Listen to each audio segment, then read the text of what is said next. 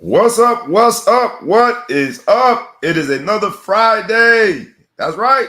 That means it's another opportunity to get together and record the Ball Hog Sports Talk.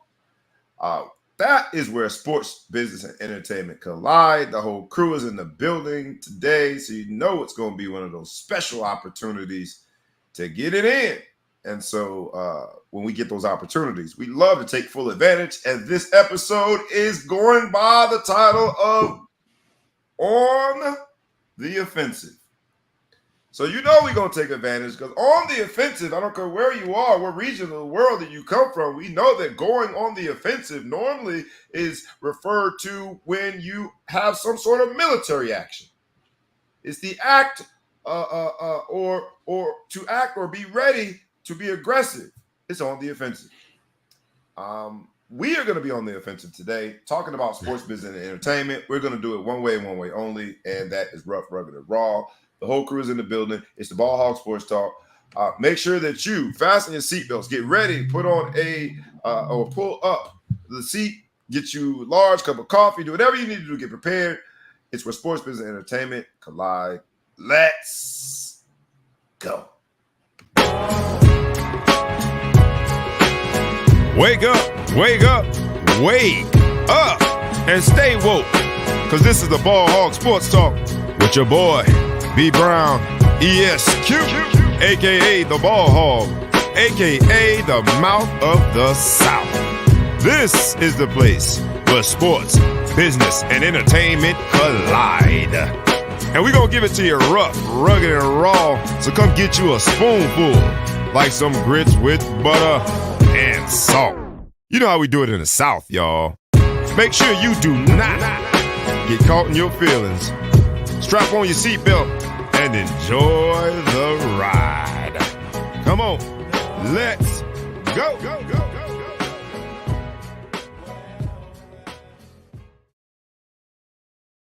Once again, it's on. We have in the building from the Middle Coast, thou who shall be intergalactically known and respected as the man, the myth, the legend, the one who enjoyed the first pick yesterday because he cheers for that team. It is the Big Flow Show in the building. What's up, my brother? What's good? I don't know about that first pick, but I'm just going to get on board with it because why not? Why not? You've had a few weeks to wrap your mind around it. You knew they was going to draft Caleb Williams. I was more into the whole trade the pick, get somebody else type. I was on that. That was me. You wanted to build assets for future years. I think we had I think this is a quarterback rich draft, and I think we could have gone a different direction. I didn't know at the time. Now my conviction is even greater that since we only have 4 picks in the total draft, so we can't do bad than what everyone's saying is the number 1 quarterback, and I think probably the top receiver, if not top 2 receivers. I think he's really good. The one we got from Washington. So Adunze, I'm pretty happy with him. The only thing about Adunze is I think Michael Penix Still's the best football I've ever seen, and I wonder if he gets to play with somebody who I'm hoping Caleb can throw as nice a football and he can catch it. But the way I've seen Michael Penix drop it in your top shirt pocket, I don't know if you can get the same production when somebody makes you jump for the ball or do whatever. But evidently we got the best quarterback, so we'll see. I think it would have been nice to get both of them, right? We could have traded back, got Penix and Adunze, and we really know we had something. A starter and a backup. We're going to get into that. You excited? We're getting ahead of ourselves because I also want to introduce my man from the East Coast. He's been traveling the world, but we got lucky today. The time situated perfectly, so we have him in the building. You know who he is. He's everything Beantown, Mr. Boston himself. For us, we call him ETP. Else, the producer is in the building. What's up, my brother? Doing well. Good to be back and debating on whether or not I want to renew my membership to the Boston Sports Fan Club. But we'll see. We'll see how this show goes, and I'll make my decision at the end. Well, look. Well, we gonna hop right in because both of you representing. Now, I've got the one team that we did not have a first round draft pick, so we're gonna talk about it. And we got our quarterback plus the backup. So we are straight. But this draft represented the most offensive draft ever. And that is not hyperbole. We had 6 quarterbacks taken, 7 wide receivers taken, 7 offensive tackles, you had 1 offensive guard, you had 1 center. There were 23 offensive players taken in the first round, which is a new record. The previous record was 19 offensive players. So they exceeded that by 4.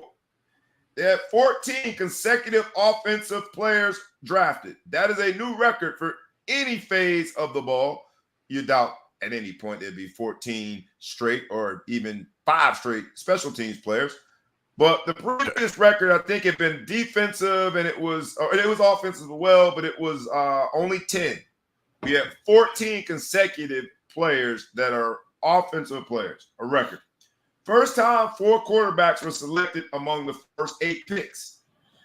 There were 5 drafted quarterbacks drafted in the first 10 picks. There were 6 quarterbacks drafted within the first 12 picks. So that's why this episode on the heels of the first round is going by the title of On the Offensive.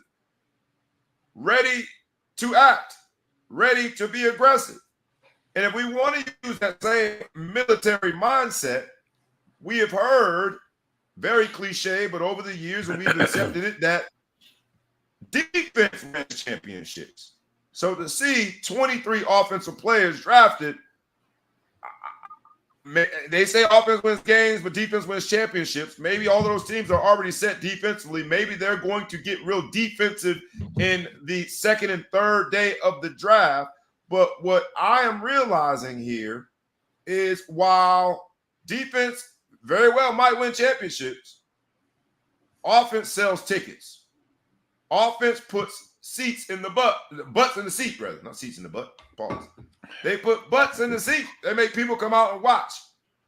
Offense gets people to buy jerseys. Offense is the business generator for these franchises. And I think that is very evident, or it's evident by what we saw in yesterday's first round. I'll start with you on this one, ETP. You guys were the third pick. The New England Patriots were the third pick. And they went and drafted a quarterback to replace a quarterback. But in Drake May, they drafted someone, at least when you look on paper, at least when you think of the pre-draft analysis, somebody that could categorically be described kind of like Mac Jones. How do you feel about the pick? North Carolina, the third pick, replacing Mac Jones. What do you say? Well, what I would say is I was really expecting the Patriots to do some wheeling and dealing as they have in the past, but obviously they've got new leadership, so they went forward. They've signaled that this is going to be a true full rebuild, but the problem is you put an inexperienced quarterback into a system that doesn't have a whole lot of decorated veterans. It sounds like a recipe for disaster. If that was the case, this kid's more mobile, potentially has a higher ceiling than Mac Jones, but you basically traded Mac Jones to bring in Mac Jones and start from scratch, right? So I don't know what they're doing. I hope that they got some ideas, but it sounds like the Patriots are just in a full rebuild mode, and it's going to be we'll be able to join the fan bases of Cleveland and Chicago at the bottom and rooting for lottery picks for the next 5 years. Hey, we ain't had no pick in the first round. We went from always having a lottery pick, guaranteed first pick of the first round, because we stink. We ain't got no pick, baby. It feels good today to be a Cleveland Brown. I got to ask you the same question, because you guys both went with quarterbacks, and you would imagine, because they were both in the top 3 picks, that they have been identified by the college scouting departments, people that are paid to evaluate talent. They have been identified as a franchise quarterback. You don't draft someone that high at the quarterback position unless they're a franchise quarterback. So we know that he had his nails painted silver. We know that his suit looked a little more off the beaten path than most suits. But what we don't know is whether or not Diddy was Williams. You say what? Whether or not Diddy was with him? What'd you say? No Diddy. What we don't know is whether or not Caleb Williams is the generational talent that he has been described over not just the last year, but over the last 2 years. He has been the presumptive number one pick in this draft for a long time. So I go to you and I ask, how do you feel about the pick? Did the Bears land their guy? I know you wanted him to wheel and deal and get out of there. I know you had issues with him weeping in his mom's caress, but now he's your quarterback.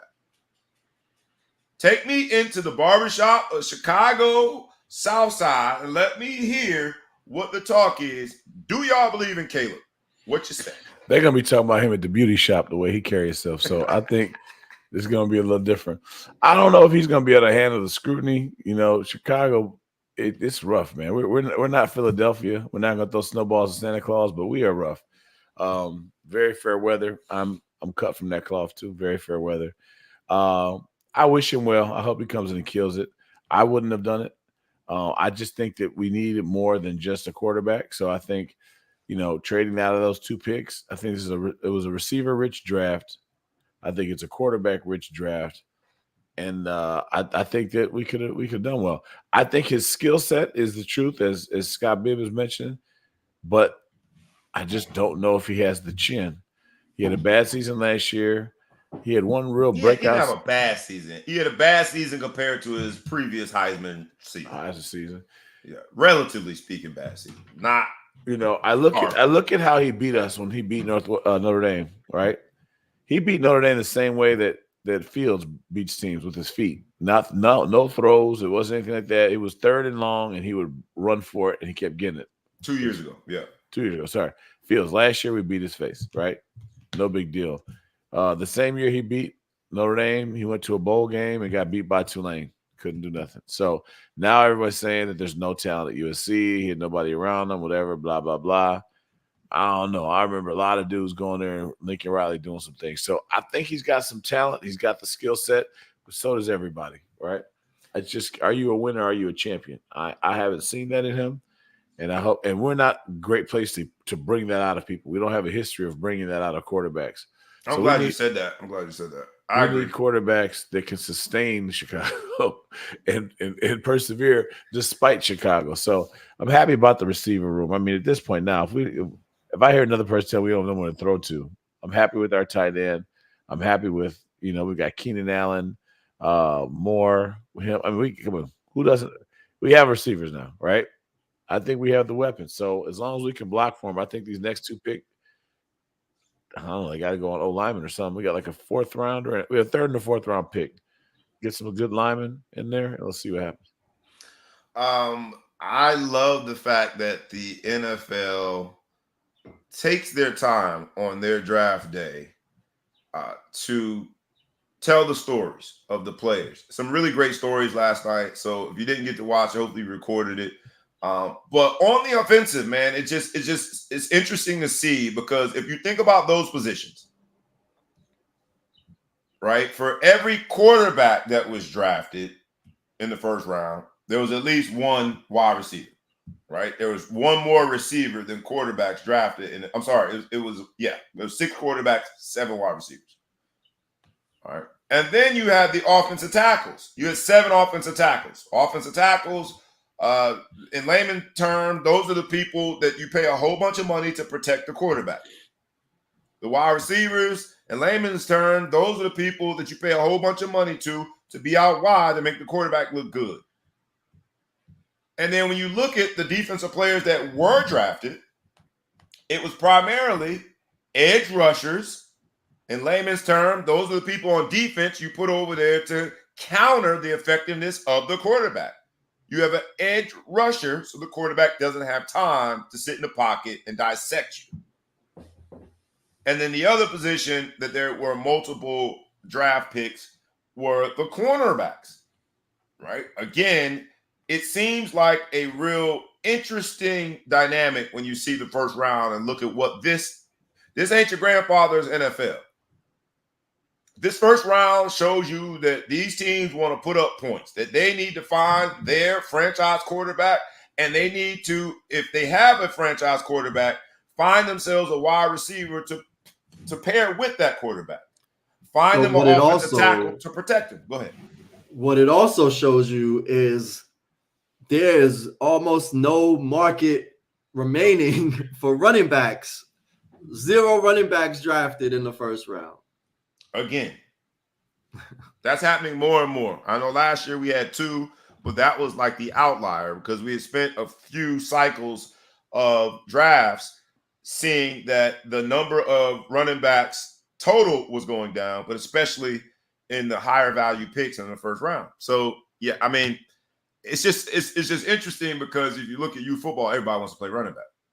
Everybody wants to play running back, but you can find one of those delivering for DoorDash right now, and you don't need to seriously. I mean, they're finding running backs out of the woodworks. People that you might not be household names are very serviceable at running back. So interesting draft. I think the surprise of the night. I'm absolutely certain that for most of us, the surprise of the night was the number 8 pick. When the Atlanta Falcons are on the clock, nobody but those people in the Atlanta Falcons green room thought that there was any chance that they would pick a quarterback. They went with Michael Penix, and they actually, in doing so, had to call Kirk Cousins and his agent. There's a whole conversation about what does this suggest when you pay Kirk Cousins. They paid Kirk Cousins that real money and guaranteed most of it. And then to draft Michael Penix at the number 8 spot. Is this much ado about nothing? Does Atlanta know something and we don't? Yes. I mean, there are a lot of injuries in the NFL, especially the quarterback position, especially someone now that's on their 3rd big contract. I don't know how Kirk Cousins is doing it, but God bless America. Is this just them making sure that their quarterback room is solidified going forward for several years, or what does that say when you take a quarterback at number 8 when you just paid Kirk Cousins? I'll start with you on this one, Big Flow Show, before we get off the draft. I have a hard time. The Bears used to do stuff like this all the time, where we would sign a big free agent and then draft at the same position. It never really made sense to me. Never really worked out. The only thing I can think of is they're trying to lock in stability at that position for years to come, and that they're going to, go with Kirk Cousins, bring Penix along slowly, and get him right. That we've seen that in recent times, a couple times, and that's a recipe for success, right? We've seen it at Green Bay twice now. I'm gonna lack other examples, but I think that's. I mean, one of the examples is in the same draft when they were the Redskins. Now they're the Commanders. When Washington took RG3, they same day took Kirk Cousins. Yeah, and look, it worked out. RG3 got hurt, and Kirk Cousins came well, and then they gave his best years to Minnesota. So let's see how that worked out. But I'm just saying. I haven't studied their roster. I would think that they need more than a quarterback, and that's the part of it where it gives me pause. There's always going to be a quarterback. There's always going to be a Brock Purdy out there that you can find that can play and do whatever, that you can get a value pick. If I was an Atlanta fan, I would have liked to see them try to find Brock Purdy as opposed to getting kind of one of the premier guys. But, I mean, let's face it, Kirk Cousins has been around for a while. He's not going to be able to be there forever. So if I'm Kirk Cousins, I don't give a damn. I got $100 million guaranteed. It gives not a damn. I'm playing till I don't feel like playing. If you want to bring somebody in, fine. Give me my money. ETP. What I will say is, just to play devil's advocate, you were the one who went on record and said that Michael Penix throws the best ball that you have seen. The best. And so maybe Atlanta's on to something, man. I thought that they could have I think they could have still gotten that value pick. For you said it's Brock Purdy. Cam Newton on his 4th and 1 podcast compared Bo Nix to Brock Purdy and said he's sort of a game manager. And so there were other options. Bo Nix, 35 years old in college. He started 617 games. And he has unbelievable receivers around. He was 137 years old when he fought Joe Louis.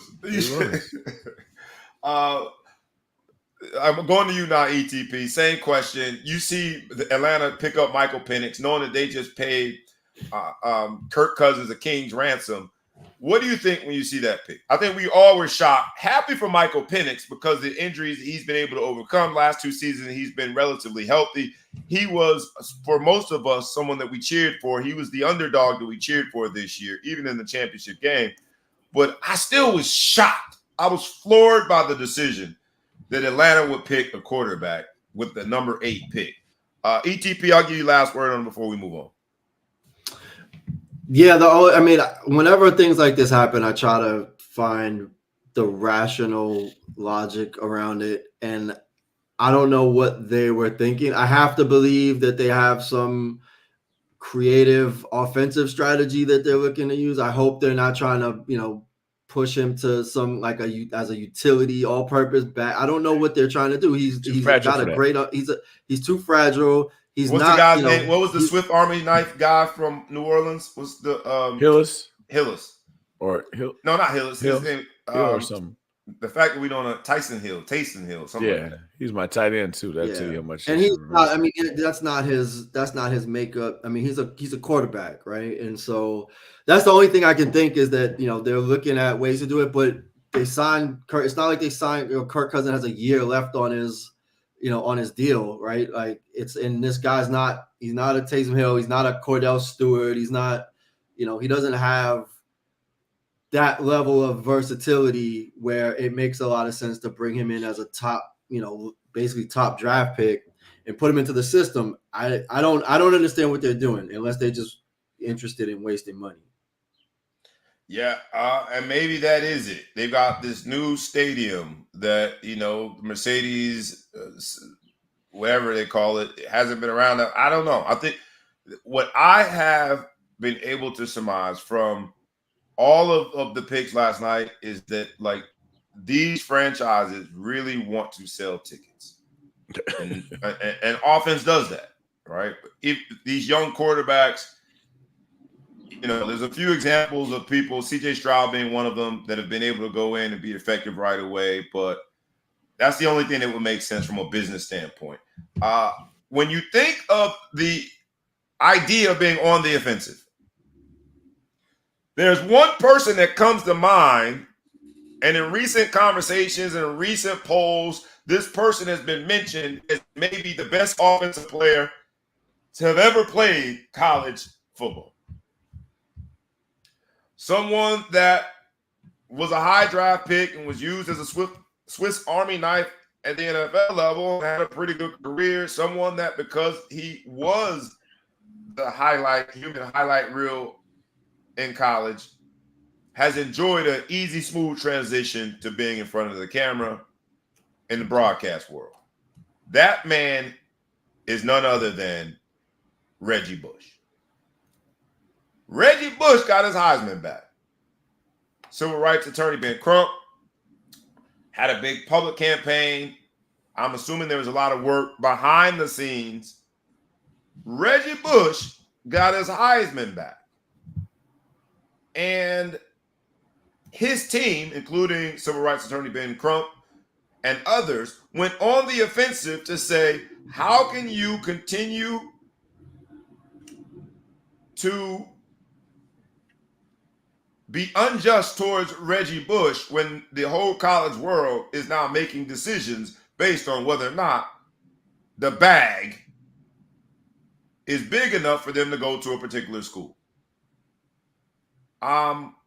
Let's just start at a base level. Do we think that the Heisman Committee got it right by returning the physical trophy to Reggie Bush? We had a whole conversation about OJ's Heisman and all of that. And the conversation about Reggie Bush is it was muted. We haven't talked about it much. Reggie Bush has his Heisman back because the laws are a lot different than they are now when it comes to collegiate athletes being able to receive compensation of some sort. Big Flo Show, I'm going to start with you on this one. Do you think the Heisman Committee got it right by returning the physical form of the Heisman Trophy to Reggie Bush? And I'll ask you the same thing, ETP. Did they get it right?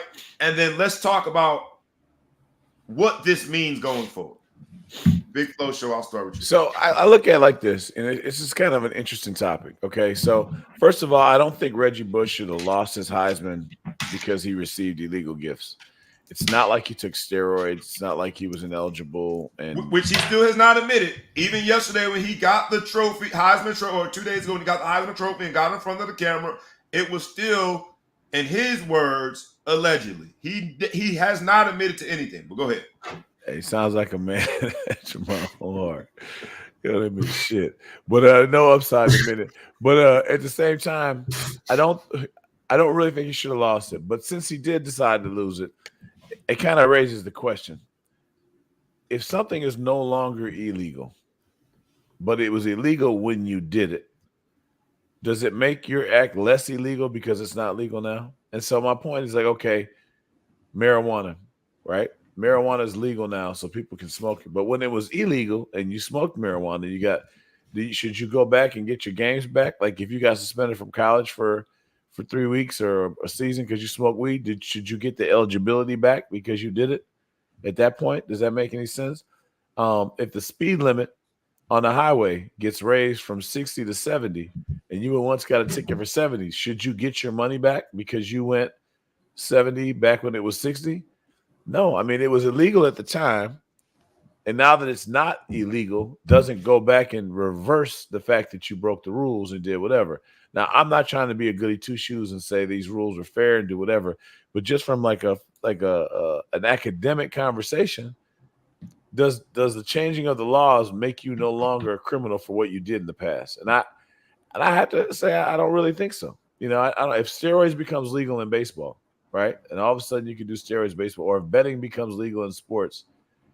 Do you go back and tell what's the guy from Pete Rose that it wasn't cheating back then? No, because it was cheating. Without cheating, it was banned back then. You broke a rule. So I don't know. I have a hard time saying it. Again, I would start off by saying, again, this is more of a philosophical discussion. I don't think he should have lost the Heisman for that because getting a car doesn't make you more elusive on the field. That didn't help him play football. So that shouldn't have been the punishment. Maybe you take it from the school. I don't know what you do. Maybe you hurt the school, but not the player on that. But if you did to make that decision to take it from him, and that was the rule then, the fact that because the problem is he was getting free stuff when other people couldn't get free stuff. So that's why it's unfair. Now everyone can get free stuff. So now, quote unquote, it's somewhat of an equal playing field, you know? If again, the steroid thing, if steroids becomes legal in sports, it still was illegal when you were on steroids and others weren't. That was still an advantage. So that would still be something that gave you kind of an unfair way to go. So that's the way I look at it. I think your point about marijuana, they call it cannabis now, but there are reefers. There's a lot of guys that threw away their career because it was illegal back then. Yeah. All right, Justin Blackmon comes to mind right away. Justin Blackmon, as we saw in his rookie year with Jacksonville, was on path to be a great NFL wide receiver. What derailed him? Failing a drug test, and it was weed. So you got make a good point. ETP, same question to you. What are we thinking here? Yeah, Josh Gordon. What are we thinking here now that we see that Reggie Bush has his Heisman? I think what saved him is that he has not admitted to anything. And that's he read the playbook. He read the playbook. That's maybe where Jalen Rose got it wrong, and that's why Chris Webber is still not admitted to anything. Because when you admit to something, people feel a little less on your side. But Reggie Bush has not admitted to anything. Do you think they got it right in giving that man back his physical form of the Heisman? Because they didn't take his name out of like any of the Heisman. Oh, that's what they did do. They took his name out. That's really, excuse me, I don't know if he actually has the physical form or not, but that's what they did do. It's like they stripped his name. He wasn't on any of those commercials anymore.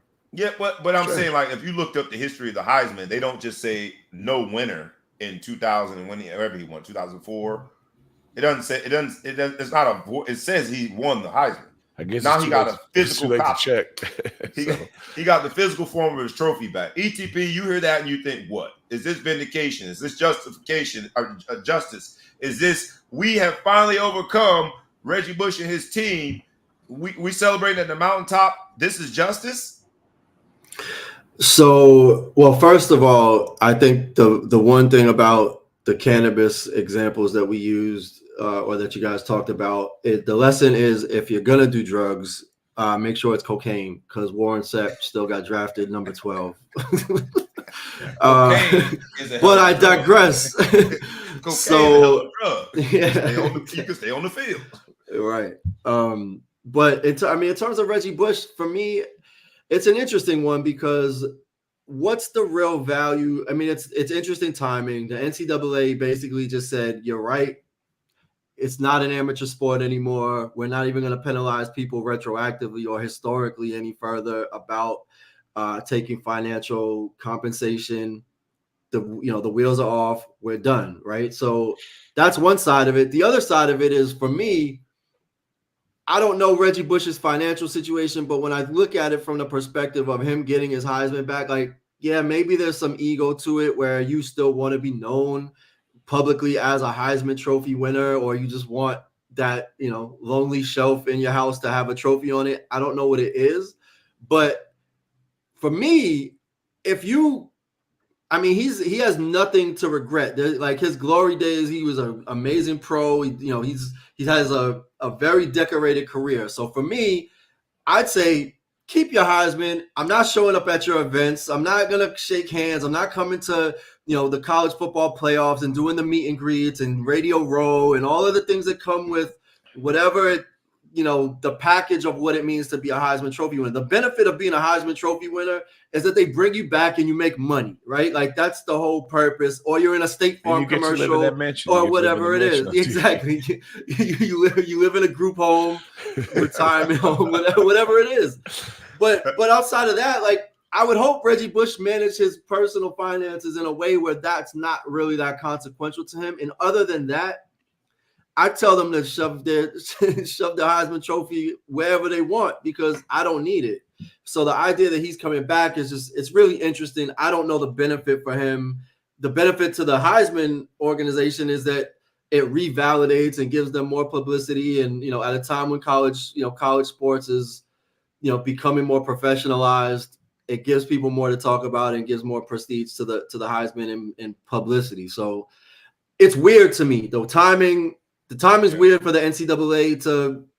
It's not an NCAA decision. It's the Heisman, but obviously they're gonna collude or collaborate on what that decision means and when and how it gets communicated and all of that. But I just don't see the real upside to Reggie Bush unless he just really wants to be back in the brotherhood or whatever comes with it, which I don't see the value in it at this point. I agree with what you're saying as far as like you turned your back on me, and now I'm supposed to just come running back to you with open arms because you guys decided I could be cool again. I'm not interested. But the real question is, how much credit does Menzel get? Right? Yeah, he said, I'm not doing anything until he get it back. Now he comes back. Do you let him back, or do you now shun him because he quit you guys for doing for? I mean, he didn't say it. It was a month ago, maybe. He probably has. So they're like, cool, give Reggie Bush yours back. Yeah. Johnny, thanks for your donation. We're gonna hold you. Johnny Manziel's going to the club in New York City and let him know. You see what I did with the Reggie Bush. You know what I could do. Me, anything is possible.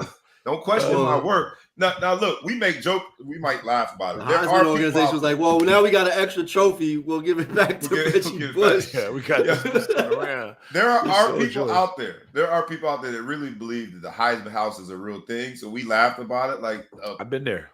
You've been there. I don't want to burst anybody's bubble, but they don't really live in a house together. But the opportunity to be on that commercial and get some compensation revenue for the fact that you were the one college player in that season to win the most decorated, coveted trophy is a thing, right? If you get just the signature itself is a thing. So I would answer, I'm kind of between both of you. I think it was just lazy, to be honest. What? If you want to do that, if the Heisman Committee really wants to do that, have some real in-depth conversations with Reggie Bush, which probably will not end in him admitting to a damn thing. He didn't do it. But trying to communicate with him and through him to young student athletes across the world the importance of understanding what the rules are, when the rules are what they are, and being able to navigate those rules such that you don't jeopardize your eligibility, you don't jeopardize your accolades, and most of all, you don't jeopardize your integrity. I think it was a very lazy way to do it, that they are going to check the box and it's going to meet public approval. And, you know, while I love me some Ben Crump, and I think he does some great things, being able to appease Ben Crump is not addressing the elephant in the room. Reggie Bush was a household name for being an electrifying football player on that field. He has been described arguably as one of the best offensive players to ever touch down on a collegiate football field. Whether you believe that or not, the debate is real. Why not use this opportunity to really change the narrative for young athletes to think that you can get away with anything because of your talent? I think it was a very lazy way to go about it. It was an opportunity missed. And the Heisman Committee, along with the NCAA, seems to continue to miss these opportunities. Johnny Manziel's sort of ultimatum, while it was very Johnny Manziel-ish, I thought should have been sort of the beginning of let's have a real conversation about maybe the rules were wrong, but they're the rules. Whether it be the speeding limit, whether it be you can't make a right turn here, whatever the case might be, for years and years and years, as a young athlete, I knew, as did probably both of you, that you were an elite athlete. You always got picked first when it was kickball. You always were the team MVP. You always were a team captain. And what comes with that is this misinformation, whether implicit or explicit, this information that makes you think that you're untouchable. And I'm afraid that doing it this lazy way is going to help further that misinformation. You're not untouchable. You're not. And while the rules were archaic, while they were wrong, while they were in denial of what was really going on, they were the rules. So I just think it was a missed opportunity. Shout out to Reggie Bush for getting his Heisman back. I do think that he should have never first of all, you knock on my door trying to take my trophy. I'm not home. Who do you stand to get that? Debo got to come get that. Jehovah's Witness knock on my door. We looking eye to eye. We just gonna stay there. I'm just gonna stay. You're not picking up my trophy. I'm sorry. You gotta figure our way in. That's my thing. But shout out to Reggie Bush. As a Notre Dame guy, I'm always hating on USC. I'll take this opportunity to put my hate in my back pocket and say congratulations to Reggie Bush. Reggie Bush and the Heisman situation has me thinking about the policing of sports betting, because we talked about Pete Rose and what was legal or illegal then, and how things have changed and what that means. Well, Jonte Porter is now the poster child of what not to do when it comes to sports betting. And I think that he is being made an example out of, and his lifetime ban has to be extreme, because these leagues, in this case the NBA, understand that the integrity of the game is dependent on them policing this in a very aggressive manner. And so, ETP, I'll start with you on this one. You see Jonte Porter get a lifetime ban. And it's been reported that the only thing he really disclosed is that he wasn't feeling well. And then someone was put a wager up based on him not feeling well. Do you think the NBA got this right? What is this signaling when someone gets a lifetime ban? So what it really does expose, that I've always been curious about for years now, especially in the past few years when online betting has become a lot more popular and adopted, is like these prop bets, right? Because there were, back in the day, it would say, okay, well, if somebody bet on what color the Gatorade was that they're going to pour on the coach at the end of the Super Bowl, or, things that are just like random pieces of information that have minimal consequence. But if you know the answer to the question, you could stand to make a lot of money. Like, it's not about who wins or loses the game or whatever. So I wonder, in reality, the ban on the betting, like that's wild, right? Like to say I'm gonna bet on myself to score less than 10 points or whatever, and I'm not gonna score 10 points. Like that's insane.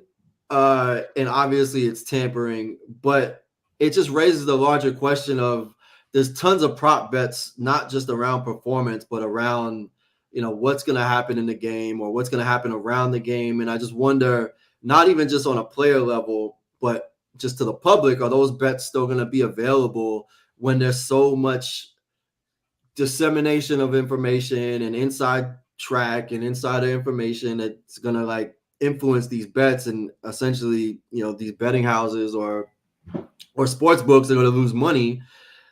There's just too much information out there. So in terms of being able to bet on yourself or against yourself, it's weird that they would allow you to bet. Like if they found out he continuously bet on himself to score the over every time, would they have still banned him? I don't know, right? Like it's just because the sports books in the past few years, they've legalized gambling. They're some of the biggest sponsors of all of these sports leagues. It's created a lot of confusion. I mean, Calvin Ridley had to sit out a year for random bets. Like it's too accessible at this point. So I don't know what you do. I don't know how you keep the sport pure, but yeah, I mean, anybody that's gonna manipulate the game, you have to remove them from competition, because ultimately they're compromising the integrity of the sport. That being said, I still believe the NBA is rigged. The script, right? So I'm gonna push a little bit when I throw the same question to you, Big Flow Show, is because all of that is true, but I think we all knew that the sophistication of a sports book, it had evolved, and the prop bet that ETP is referring to is a part of that evolution. There's a sophistication in terms of being able to gamble now that is a lot more than you had to go meet a bookie in some back alley and, it was like a wink, wink, you got to make good on this bet. Things have changed from like the mode in which you place a bet. It's just through your phone, through the states that have access to it, through the type of bets that you can place.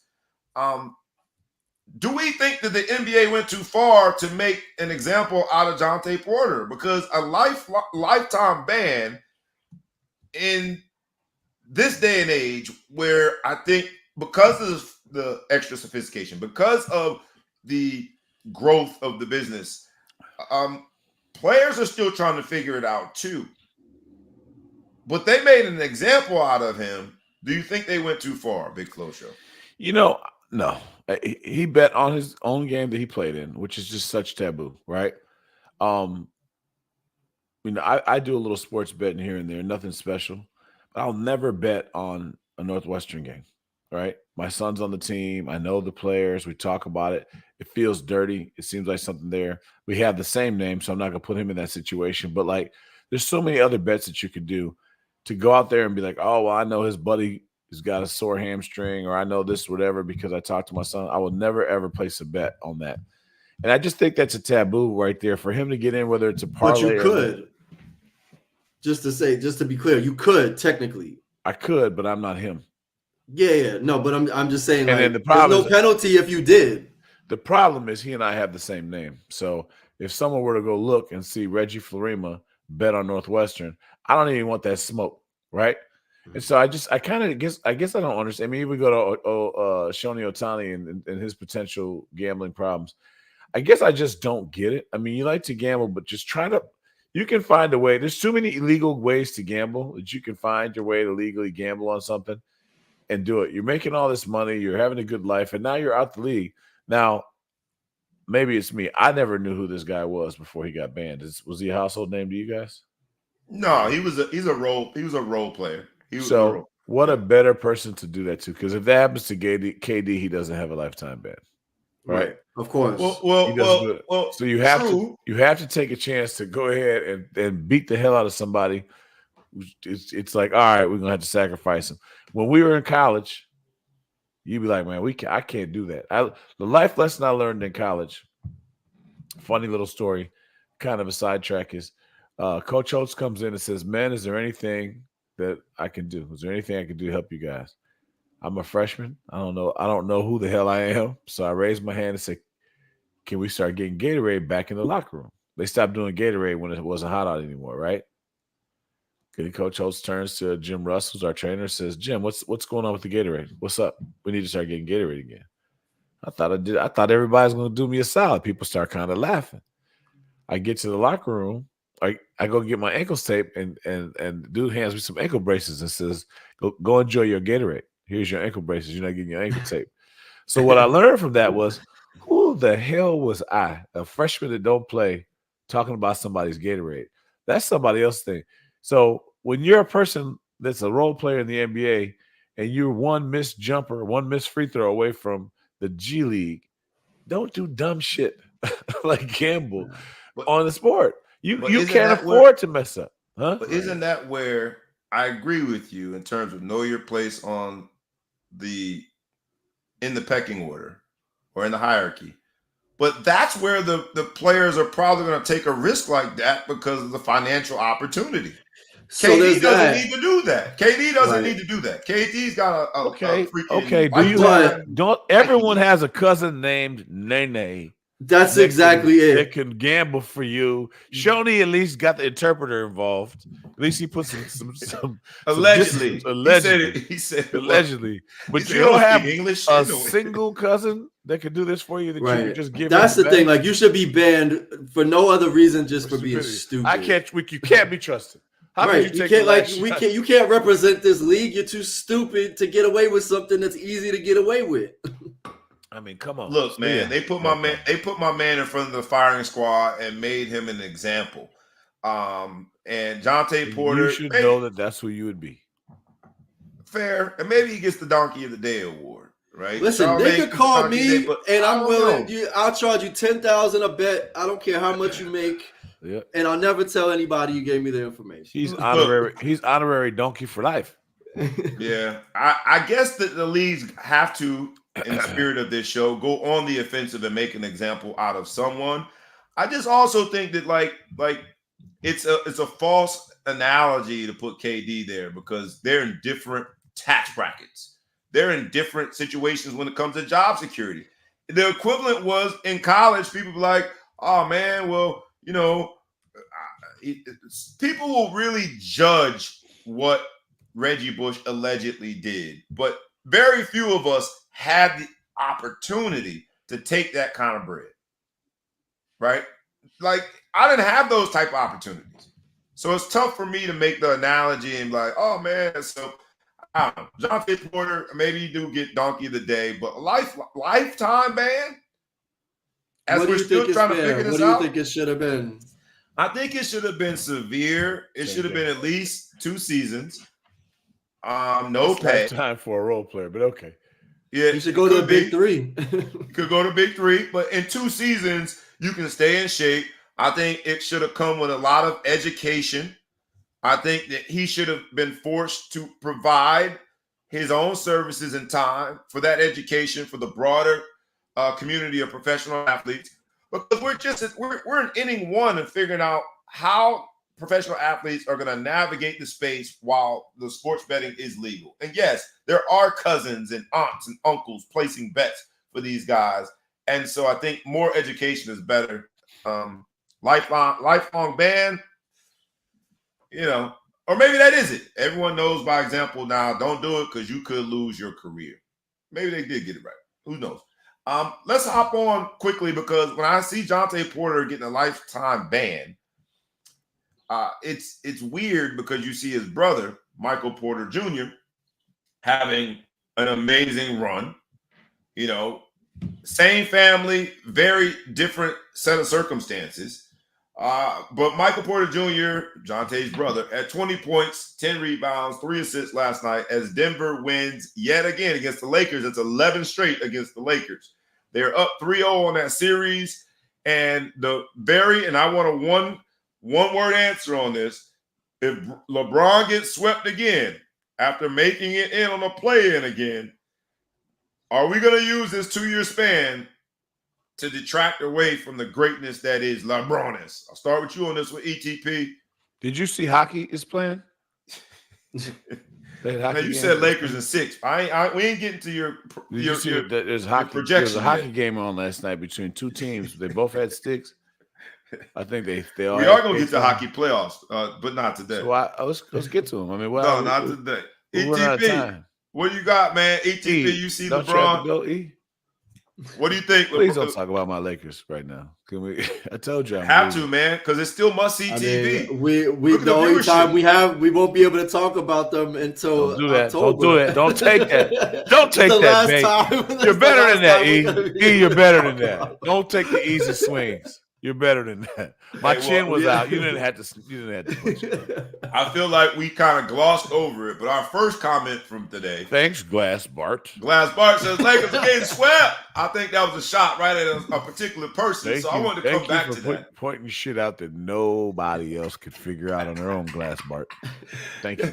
Oh, so you're agreeing that they about to get swept? Yes. ETP's opportunity, but go ahead and take. Let's move on. Next topic. I think they're going to be swept in a more gentlemanly way. I refuse to believe that the Los Angeles Lakers, led by LeBron James, are going to go 0-12 against the Denver Nuggets over the past 2-3 seasons and get swept in the first round of the playoffs. Like, they have to get one. I know it's in Denver. They broke a record. It's too. just never lost 7 straight playoff games or something like that. It's ridiculous. Like, why has LeBron? He can't get a good coach. His role-playing teammates don't. Yo, D-Lo, did you see D-Lo last night? D-Lo was distracted. He was over there eating candy away from the team. I saw him blow. Man. You know, when you the reality is I scored the same amount of points as D'Angelo Russell last night. D-Lo went for zero. He was so nice the night before. You know what though? It's kind of, you know what it reminds me of? Remember what's the dude that can't get right that LeBron used to drag with him from all the teams? You talking about who's doing the podcast now? With the NCAA, man. He's a golfer now. He's a golfer now. Oh, he's fucking J.R. Smith. But J.R. Smith didn't put that shot back up and fucked around and tried to dribble the clock out and they was losing. That was the pivotal time in that series. And I feel like that loss, the Lakers played so well. They had such a good game plan. They tricked it off. It was done. I think what made it worse last night is every other series started 2-0 and the home team won. The 76ers figured out a way to win their home game against the Knicks, while it could be argued that they probably should have won all 3 games. They gave some stuff away, and the refs were very helpful in one of the losses, especially game 2. And then Orlando. Not only did they beat Cleveland, they beat the brakes off of Cleveland, so their series went to 2-1. It just amplified that moment where we were like, all right, now here come the Lakers. And they started off as though this was their night, and then it ended very similar to the 10 previous examples of them playing. Why are we counting old shit? Yeah. 11, you mean 11? They're 11 now, but it ended like the I thought it was 12. Is it 11 or 12? It's 11 now. If they lose next week, it'll be 12, and they break the franchise record for consecutive losses in the playoffs if they lose another game. Okay, my Wi-Fi running out. I can't talk about it. My Wi-Fi running out. I can't talk about it. Should be good. My Miami Heat. Hold on, let me change hats. My Miami Heat. Let everybody see your hair before you put the hat back on. Yeah, my hair ain't that good. Okay. But Miami Heat, baby, we figured out a way to win a game. We got a tie 1-1 without 3 starters. That's right, without 3 starters. That's Heat culture, baby. Did the Pelicans win again? The Pelicans lost. They played tonight. They're down 0-2. They're down 0-2. They lost their last game. I feel better if they get swept. Denver. Phoenix is also down 0-2. So we'll see, man. Some good basketball to be played. I would give this moment and not for us to take advantage of the moment and say who we think is going to win the NBA Finals, but it will require you to change probably your answer, Big Flow Show. Because at one point you said the Lakers. I'm assuming you're not still saying the Lakers. So when I had said the Lakers in 6, I meant in 6 years from now the Lakers is going. You know what I mean? I don't know. Shit. Yo, So while I mess with you about the Lakers, ETP, any concern? The Miami Heat were able to get a game in Boston. Inexplicably, Boston doesn't show up. The Miami Heat win, missing 3 starters.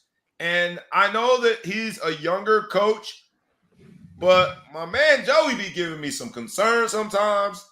Tatum and Brown sometimes don't seem to be like Porzingis. There was all of this promise.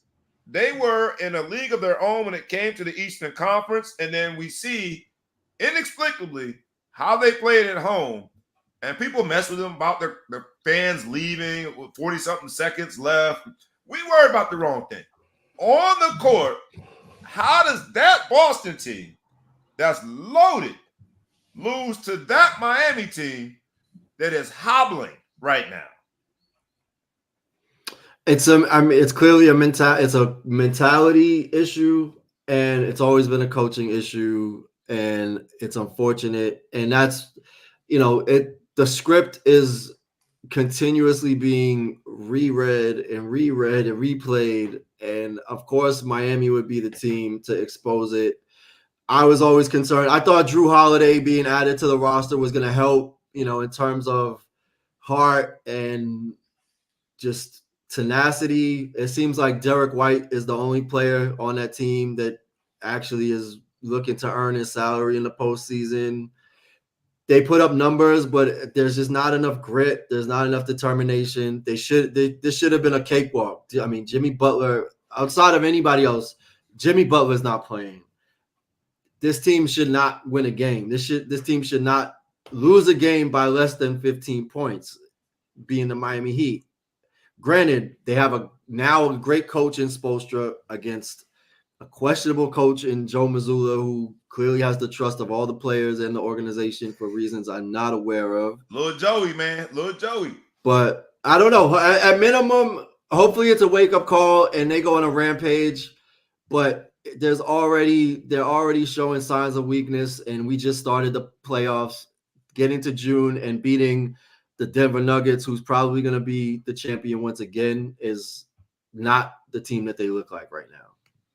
Maybe it was just a bad night, but it's tough when you see how many games they won and how many games in terms of their separation from the rest of the pack in the Eastern Conference. It's tough to even put your mind around why would you have a bad night, right? Because it's the playoffs. There has to be a sense of urgency every night. And you don't want to give a team that has nothing to lose any confidence. So you want to kill a mosquito with a double-barrel shotgun. We're down. We're hurt. You got to squash us. You're playing at home. And you have shown throughout the season home court advantage means something. But over the last 2 years, you've also shown in the playoffs that it doesn't. Yeah. So I mean, the excuses are gone. Yeah. We can talk The about excuses are gone. all we want, but the players have to mature. Yeah. There has to be a level of maturity with a Jason Tatum and a Jaylen Brown that just isn't there yet. And I don't know why, when that's going to come. And that's the part where we can try to, do some psychoanalysis of the stars of the league. But this is the time of the year that we see killers kill. You can't let that happen with a hobbling Miami Heat team. While I love my Miami Heat, ain't no way in the hell we supposed to be beating Boston in Boston, considering. No. Not with convincingly. Beat about 10. Yeah. Beat about 10. So we shall see. I think that this is now, right, game 3. Everyone has a home. You got to beat somebody on the road for it to be a series. The only team that's done that is Denver.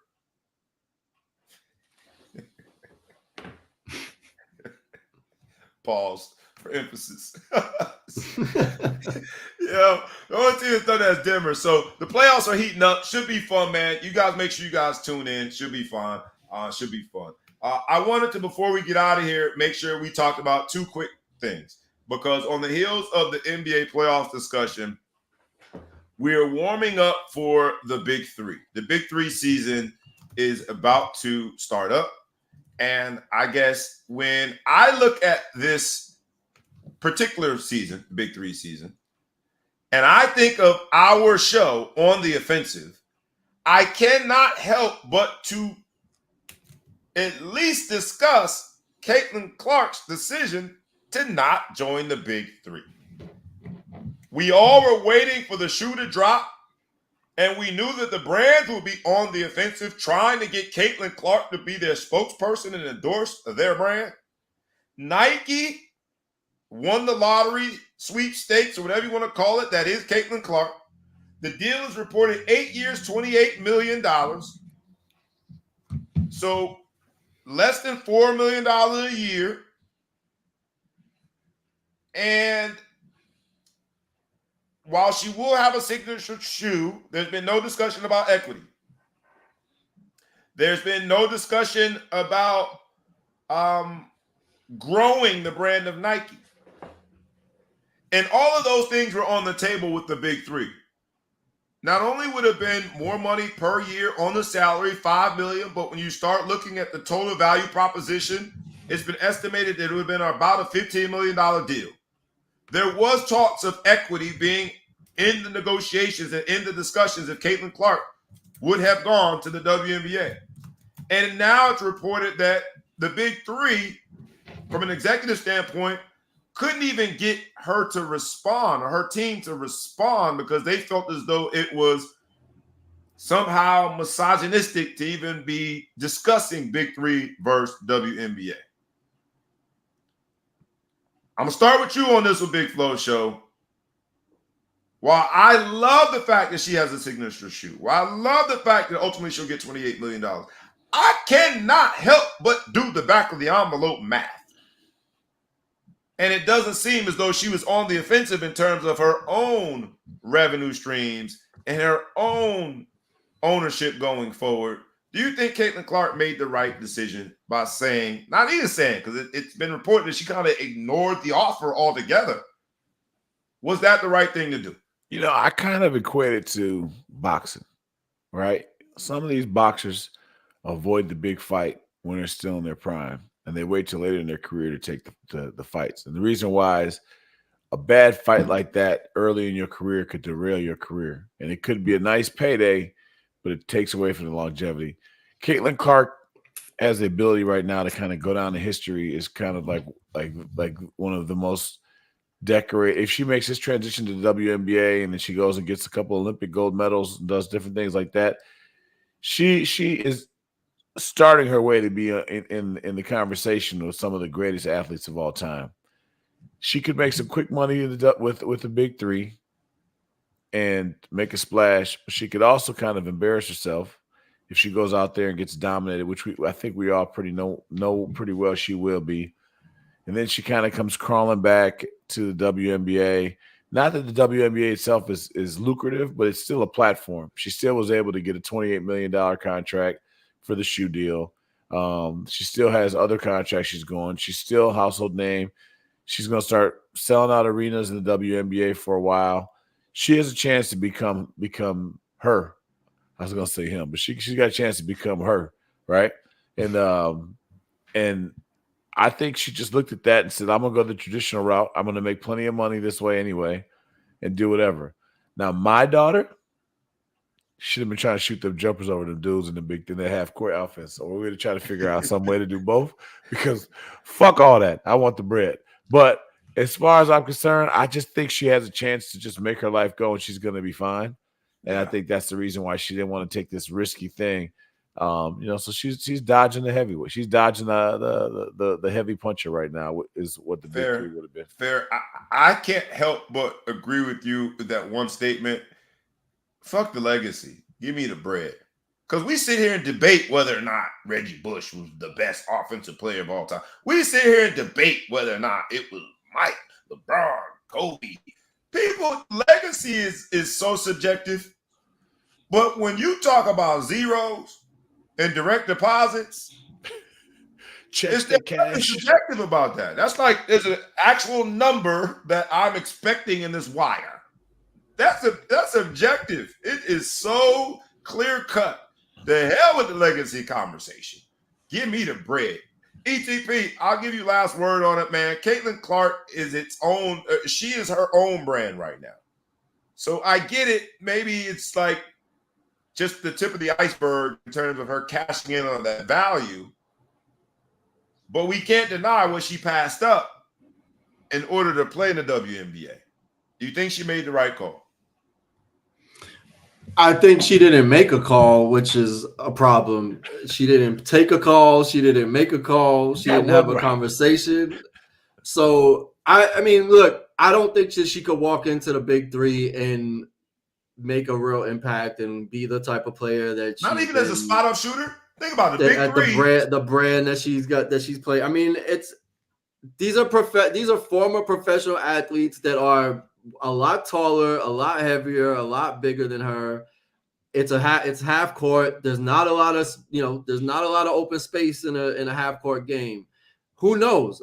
That being said, I would love to find out as a fan, and I think there's ways. I agree with the idea of her not coming out of college, going pro, and jumping into the big three. However, if I'm managing her, I'm like, look, let's have this conversation. Let's get your footing in the WNBA, since that's where you're gonna like really build your brand as a household name. And let's have the conversation with the big three and see if we can do this next year, see how it plays out. Let's do a test run. Let's see how you perform behind closed doors against this competition. Let's see how you handle the 3-on-3 format, whatever it is. Test the waters. You're getting paid $75,000 by the league that you're committing to. They're not offering you any type of equity. They're not offering you rep share. They're not even a profitable entity at this point. Your shoe deal is making you what, 20 times as much as you're making per year or I guess 5-10 times, but she's making 75,000. She making a little less than 000. Yeah. Whatever the math is. A lot more. 40 times as much. So that being said, you have conversations. To shut it down is weird.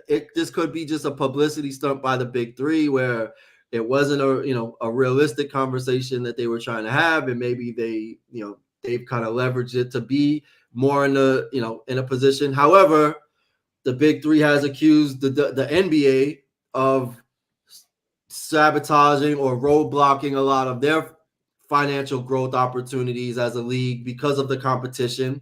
WNBA owns the WNBA. There could be some backdoor conversations happening if what Ice Cube and the ownership group of the big three is saying around their allegations about the NBA trying to limit the viability of the big three. Why would they allow for one of their star athletes to actually double dip? That being said, I'm Caitlin Clark. I'm still having the conversation. I'm having a You don't think she could have pulled both off? Maybe, but I wouldn't go in and say we're going to do both right now. If they're offering you all that kind of ownership and all the kind of craziness like that, let's play our games on Tuesday nights, Thursday. Whenever the WNBA doesn't play, I'm going to just shoot out here and do a 3-on-3. We can get a practice that day. It would be good. Just give me the ball and give me his pick and let me shoot. I think at a minimum, she should have been trying to craft a situation where, call it the Caitlin Clark games, where the big three teams, the top big three teams play some collection of 3-on-3 women's teams that are coming from the WNBA. You look at the Olympic sport now. So 3-on-3 basketball is a thing. So it's not like we are creating a gimmick, right? The big three is just the league that owns the rights of the former NBA players that play in a 3-on-3 setting. I think Caitlin Clark should have really been in really deep conversations that maybe it's not called the big three when it comes to women's 3-on-3 professional basketball. Maybe it's called Caitlin Clark's, 3-on-3. But there is another league. There's a league that Breonna Stewart and some other, obviously investors, but there's another 3-on-3 league. I don't know what the status is of it, but they were planning to provide that as an alternative for star players in the WNBA. Maybe that's the play, but makes sense. But I know they're not paying $5 million a year with ownership and in merchandise revenue. Like, it's not going to happen. So the moral of the story is, Caitlin Clark, because you're in your 20s, listen to these old men. We all old farts now. We done made so many bad decisions financially over the course of time. And in those 20 years, that we could get back the money that we squandered in one way or another, we would, and we would make better decisions. So we're not saying it from a judgmental standpoint. We're saying from an advisory standpoint. The next time a deal like that seems too good to be true happens to be at your doorstep, at least field the call. At least have the conversation. Look outside, see who's there. I think so. I respect her though. She's got big bread coming. I mean, I don't want to pocket watch. She's gonna be a millionaire, right? She's gonna make bread. She should have, barring injury, she should have a long career. I would say she's gonna have a great legacy. She'll end up either as a coach or in the booth or doing something there. She'll have brand endorsements that go well beyond her playing days. I mean, she's that kind of an athlete. Yeah. The big three is just quick money. Being quick money, big risk. It could flop. It could do whatever. And then where are you? That's the problem. So I see where she's coming from because she's straight. She's good. If you went to dinner with her right now, she'd pick up the bill. You know what? She's gonna have all of those things. What she won't have is that $5 million that she could have invested in the year 2024, and that could have grown into after you start. What do you think Nike wanted her to do? What do you mean for the deal? She got a signature. Say again. She got a signature shoe. Do you think the marketers that are in her corner would be like I'd rather go to the NBA, or they rather have you go to But it's not an either or. She could do both. But I think it raises the question because Nike is a major sponsor of the NBA. If I'm Nike, if I'm Nike and I'm the talent manager, I want someone endorsing me that's done something that is off the charts. And a young woman straight out of March Madness, with all of the fanfare that she had, to do something that no woman has ever done while having a signature shoe is impressive. Women have done that before. While going to be rookie of the year is impressive in the WNBA, women have done that before. While having an almost seamless transition from college to WNBA is impressive, several women have done that before. I have not seen any woman basketball player go from college to a league like 3-on-3 and play amongst not just men, but former NBA players and do so successfully. To me, it's such rarefied air that as a brand manager or talent manager, I want the person endorsing me that's done something that no one has ever done. Okay, so I look at two things that come to mind. Rakib Ismail got drafted out of Notre Dame. He foregone the NFL and he went to Canada and he got some big money. He did whatever. Canada won. His team he went on won the Grey Cup a couple times. It did whatever. In the grand scheme of things, did that help both the Canadian Football League and Rocket? I would say no. He eventually came back to the NFL. His career was pretty decent in the NFL, had some injuries or whatever, but kind of gave up some prime years that I think he could have been a bigger star here. He did get some bread over there. Canadian League is still the Canadian League. It's no impact. Herschel Walker went to was it New Jersey Generals or something like that when he was supposed to go? I think he went to World League. The USFL came out and did that instead of going to the NFL. He picked that instead, and he came back, whatever, to NFL. Did that league prosper to do well? Was that a part of his career he looks back at and said, I think that was a good idea? Or would he have been better off going to the NFL? I think taking these chances as opposed to going the traditional route, taking these chances, you're gambling with your future, your legacy, which, again, theoretically, these athletes are all going to be rich. They're all going to be famous, whatever. Now it's the legacy, and it's kind of setting the groundwork up. $15 million is fantastic, but she's going to get $28 million from Nike. Maybe Nike doesn't want her to do it. Maybe they don't give her that kind of contract to play in the big three that half the country doesn't even watch. You have a chance to say, as Nike, I want you to go to the WNBA. You're going to do great. You're going to go to the Olympics. You're going to win a gold medal. And now maybe more people watch the WNBA, and that gives us another avenue, another thing to start pushing when people start doing it. Although I heard a demographic the other day, and I meant to ask you, sent you guys a text about this. What is the number one demographic that watches the WNBA? I would assume gay women, LGBTQ women. What about you? What do you think? E? Nobody. That's not one of your options. It's not. It's not the option. You gonna start hating on my WNBA? He said nobody. What's your A second bunch of pick? ghosts. I'm gonna just go out and say that's not right. So what's the second pick? He said, I'm gonna go out on you. Young. Okay, I know that young girls, young white girls in the Midwest. It's black men. Is the number one demographic that supports WNBA that goes to the games is black men. I was so surprised by hearing that. Yeah, I mean that is surprising, but it makes so much sense though. Like it makes so much sense. What they were saying is because there's not a lot of people that watch historically that watch the WNBA, and in terms of like sport, like real basketball sports fanatics, like in my experience, obviously I have a biased and like skewed sample size, but black men are the most passionate about basketball. You have season tickets on right? average. What? Don't you have season tickets? Yeah. No, I'm saying, why is that funny? No, I have season ticket. I have net season tickets that comes with some Liberty benefits. Oh, that's just good. That's funny to me because he's always talking about doing 3-on-3 versus 5-on-5. Well, I thought you had Liberty, so you just get free tickets with that. That's terrible. It's the French fries that you got. Those are the French fries. But I'm saying what they're saying is it's easier to take in a live professional event and bring folks and do whatever. And so they're like, all right, let's just check this WNBA out. Some of those dudes like studs, so they want to get out there and see what's up. But I was surprised to hear that. But if they can change the demographic, if they, that's not really probably what they're going after. I don't think the black men are buying women's basketball shoes. But if she can draw to the whole thing, it helps because Nike would love to sign more athletes. They'd love to have more female athletes that are out there. So anyway. Yeah. I think Caitlin missed an opportunity. I could be wrong. I see where Nike would take that position, but doing something that no one has ever done before, to me, is always a more marketable thing than playing in the WNBA, which other women have done. So we shall see.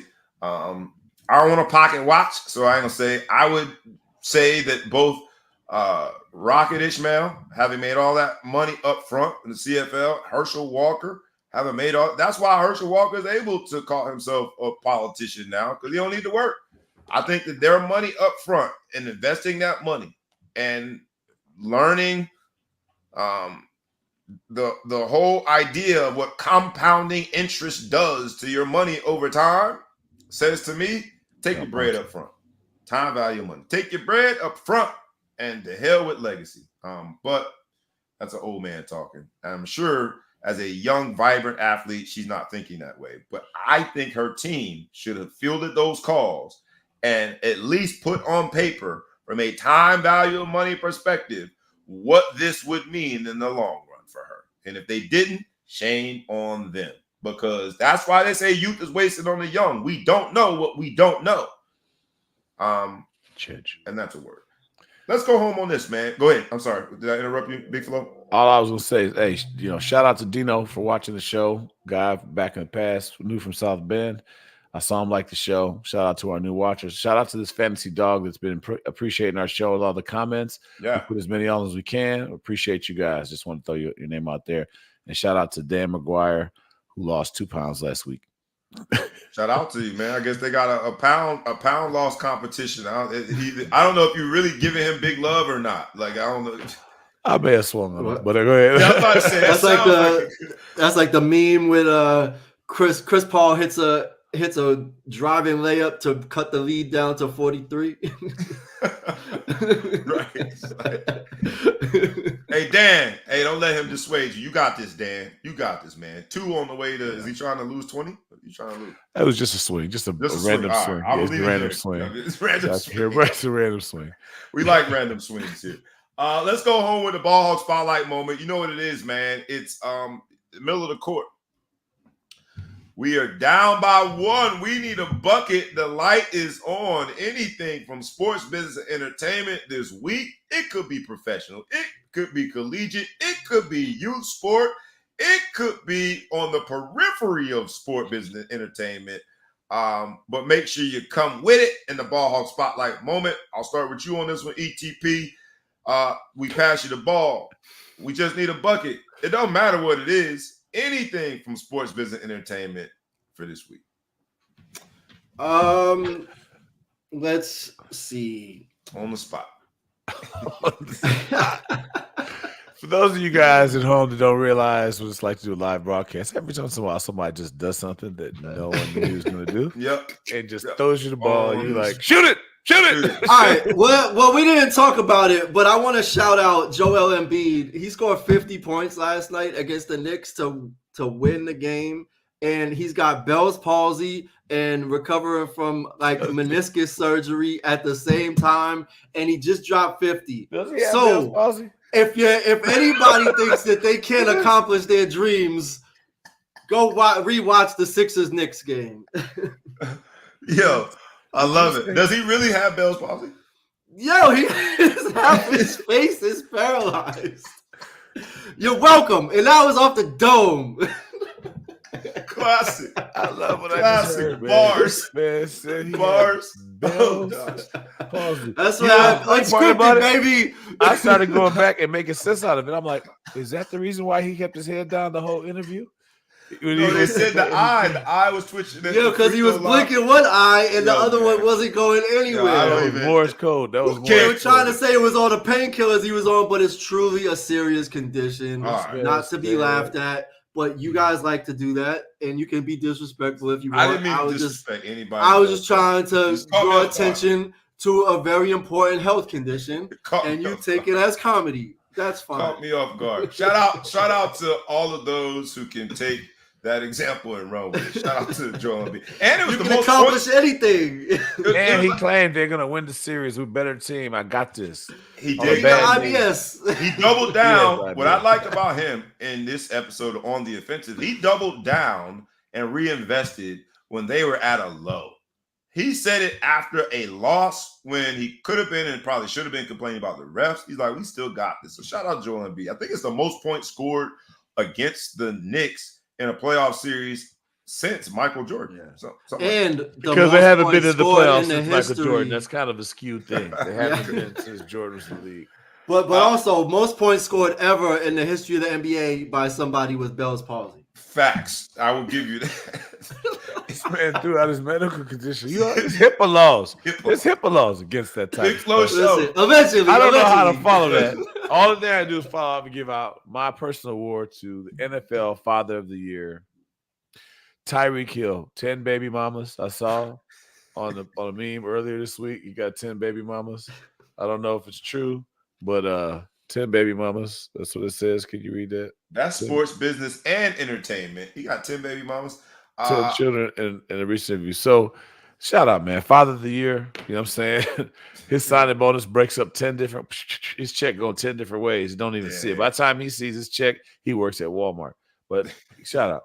That is called being on the offensive in terms of how you live your personal life. But that's expensive being on the offensive. One of them got to be a star. One of them. But what I will say, and to bring it full circle, the Kansas City Chiefs did what I thought they should have did a long time ago, and I think that they finally drafted the Cheetah's replacement. They drafted Xavier Worthy out of Texas, the guy who broke the 40 record, and so I think they finally got their newest version of Cheetah. Anyway, I digress. Hey, don't have that many chilling though. They don't have a bunch of chilling. They'll trade you. Yeah, it's too small of a market. Yeah, very bad investment advice. Don't be too quick on these girls. You see what I did there? I'm doing it. I do see what you did there. See what I did there? My Ball Hawk Spotlight moment is this on the offensive episode. We'll talk about how Ryan Garcia did the unthinkable and dropped Devin Haney not once, not twice, but 3 times. It still went to the Cards, and there was still it was not a unanimous decision. So it was a good fight. And I think on the offensive, looking at what they did about 1.5 million subscriptions, pay-per-view subscribes.